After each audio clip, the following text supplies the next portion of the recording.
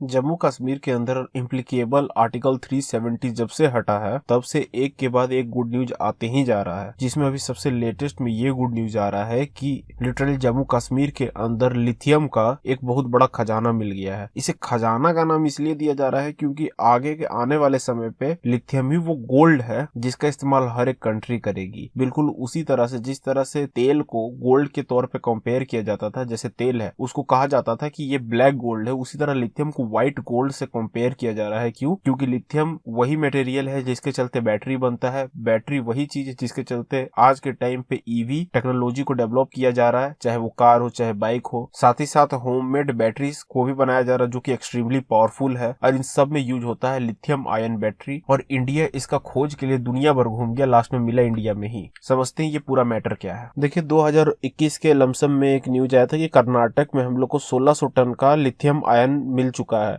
लेकिन दिक्कत उसमें यह था कि उस लिथियम को हम लोग एक्सट्रैक्ट कर पाएंगे कि नहीं, क्योंकि 1600 टन एक रियल मायने में अगर आप एक कंट्री के लिए देखें तो बहुत कम है। उससे कंट्री मतलब एक पूरा कंट्री के एक दिन का भी मतलब बैटरी का नीड खत्म हो पाए, यूज हो पाएगा कि नहीं पता नहीं। और दूसरी बात है कि 1600 टन मिला है, इसका ये मतलब नहीं कि गवर्नमेंट 1600 टन निकाल ही लेगी। उसमें से बहुत सारे चीज वेस्ट हो जाएंगे, कई बार डैमेज हो जाएंगे, और कई बार कुछ चीजें इतनी अंदर होगी कि उसे निकालना ही मुश्किल हो जाता है। लेकिन अभी जो जम्मू कश्मीर के अंदर मिला है ये 1600 टन 1700 टन या 2000 टन नहीं है, बल्कि सिंपल भाषा में आप ये समझिए कि 60 लाख टन मिला है लिथियम। कहाँ पे 2000 टन और कहाँ पे 60 लाख टन लिथियम। मतलब इस पे इंडिया अगर आज के टाइम पे डिपेंड होना चाहे ना तो आने वाले कई सालों तक इंडिया इसी के ऊपर पूरी तरह से डिपेंड रह सकते हैं। इनफैक्ट वर्ल्ड का भी बहुत बड़ा नीड को पूरा कर सकता है, वो भी बिना किसी परेशानी के। और ये जो लिथियम का इतना सारा भंडार मिला है ये इंडिया को सीधे, जहाँ पे 60-70 पोजीशन इंडिया होल्ड करता था लिथियम के प्रोडक्शन में, अब इंडिया सीधे उठ के आ गया है। चिली एक देश है उसके नीचे, क्योंकि चिली देश के अंदर 90 लाख टन लिथियम मिला है,